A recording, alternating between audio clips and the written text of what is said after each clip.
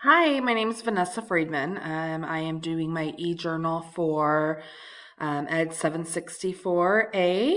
And as far as the organization that I work at, Westside Park Elementary School, we have a lot of areas of need, but I would say our biggest area of need would be professionalism and professional development and growth with our entire staff. And so the reason I believe that is because of the needs assessments that we have done that particularly focus us on early literacy and mathematical practices. So those are our areas of need.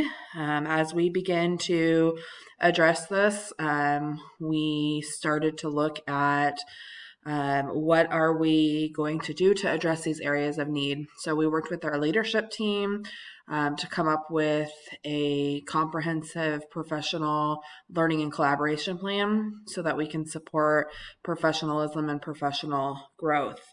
Um, I believe that all members of our staff will be affected by this because we are attempting to bring higher levels of instructional practice.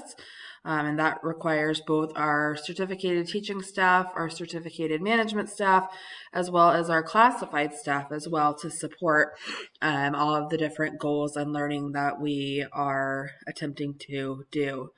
As far as mitigating any negative or unintentional consequences, I would say that we just have to be transparent with what we're doing and make sure that we are involving all stakeholders in our decisions so that everybody understands the importance of working together as a team to work on these needs that we have at our school.